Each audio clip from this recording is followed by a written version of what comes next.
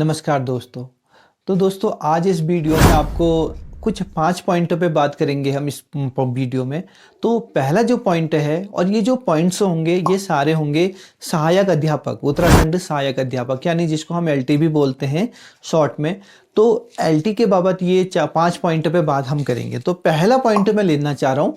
पहला पॉइंट ये है कि अगर जैसे कि आपका एलटी में सिलेक्शन हो चुका है, ओके, और अगर आपका होता है, ठीक है, अगर आपका अभी सिलेक्शन नहीं हुआ है या आप एलटी वाले हैं, ओके, जो भी देख रहा है, तो आप पूरी सर्विस में, कंप्लीट सर्विस में एक बार अपना मंडल चेंज कर सकते हैं।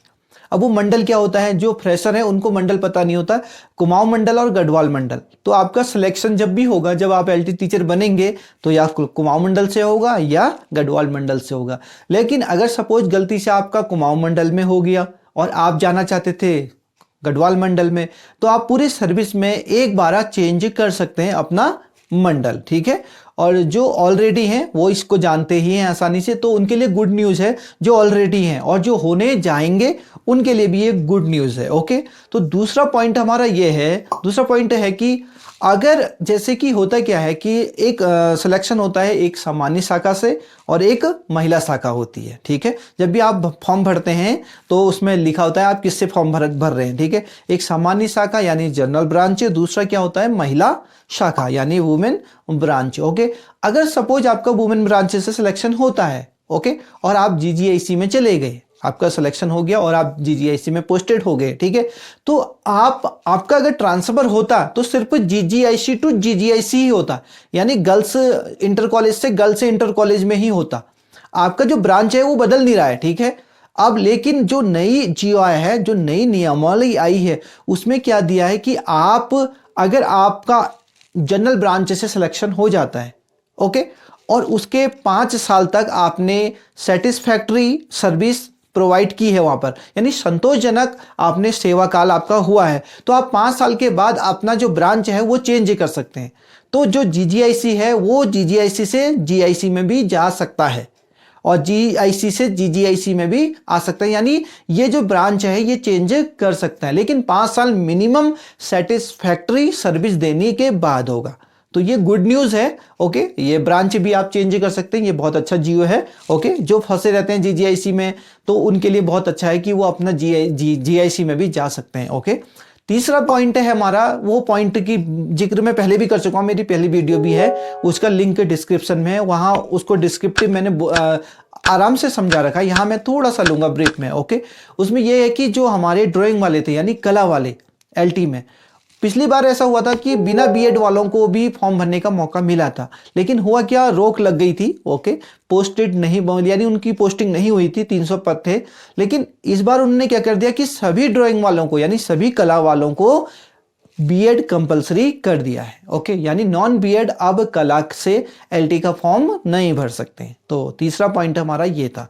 चौथा पॉइंट ये था संगीत के लिए, जो भी एलटी संगीत में जाना चाह रहा है, ओके, तो उनके लिए यह था कि पहले क्या हुआ था कि जो संगीत प्रभाकर था, 5 साल का संगीत प्रभाकर ही मांगा जाता था, ठीक है। कहां से, ये थे संगीत समिति इलाहाबाद से। लेकिन अभी इन्होंने नई जियो के अकॉर्डिंग क्या कर दिया, 6 साल कर दिया, यानी आपका संगीत समिति इलाहाबाद से 6 साल का संगीत प्रभाकर होना जरूरी है। ये चौथा पॉइंट है जो बहुत इंपॉर्टेंट पॉइंट है फॉर म्यूजिक वालों के लिए, ठीक है।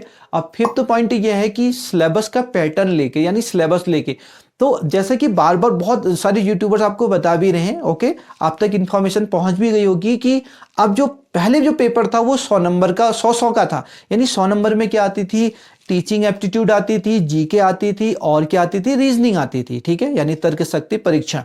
लेकिन और जो दूसरा 100 नंबर था वो आपका सब्जेक्ट आता था, अगर आपने मैथ्स से भरा है तो मैथ्स से आएगा, आपने म्यूजिक से भरा है तो म्यूजिक, जो भी आपका सब्जेक्ट है वो आता था। लेकिन अगर आपने पिछला पेपर देखा होगा, जो पेपर मैंने भी दिया था, ठीक है, तो पिछला पेपर आपने एलटी का देखा होगा, तो वहां आपको दिखा होगा कि 30 नंबर की टीचिंग एप्टीट्यूड आई है, ओके, यानी शिक्षण अभिवृत्ति कहते हैं जिसको, और 70 नंबर का सब्जेक्ट आया था हमारा। तो ये अब देखो यहां पर सिर्फ 100 नंबर का ही पेपर हुआ था, और 100 नंबर के सिलेक्शन के 100 नंबर के पेपर के बाद भी हमारा सिलेक्शन हुआ था, ओके, एलटी में सिलेक्ट हुए थे हम लोग। लेकिन और जबकि पुराना जो जियो था उसमें क्या कहा था कि 100 नंबर का तो क्या होना चाहिए, पहला पेपर होना चाहिए जिसमें टीचिंग एप्टीट्यूड होना चाहिए, जीके होनी चाहिए और रीजनिंग होनी चाहिए, दूसरा पेपर सब्जेक्ट का होना चाहिए। तो सोचो यूके ट्रिपल एससी उसको फॉलो नहीं कर रहा था। ओके, जब हमने पेपर दिया था उससे पहले भी, ओके, 2 बार एलटी का जो पेपर हो चुका है, ओके, उस टाइम भी जो ये जो प्रीवियस जियो है उसको फॉलो नहीं किया जा रहा था, और वही चेंज होके अब किस में बदल गया, 50-50 में।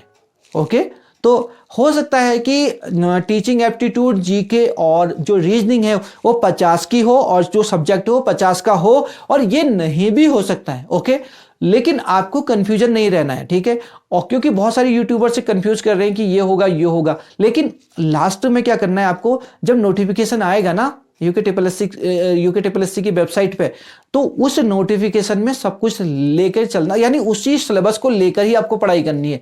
लेकिन अभी क्या करें आप, अभी आप आराम से टीचिंग एप्टीट्यूड पढ़ें और आप अपना सब्जेक्ट पढ़ें, और कुछ पढ़ने की जरूरत नहीं है। सिर्फ टीचिंग एप्टीट्यूड को देखें और क्या पढ़े, अपना सब्जेक्ट। ओके, ये 2 चीजें भी पढ़ते रहें, क्योंकि जब नोटिफिकेशन जारी होगा यूके ट्रिपल एससी का, कीप इन माइंड, तभी सारी चीजें क्लियर कट होंगी। ओके, अभी बहुत सारा कंफ्यूजन बना हुआ है और बहुत सारे र्यूमर्स भी है। ओके, तो आप अपनी स्टडी को बिल्कुल कंटिन्यू रखिएगा।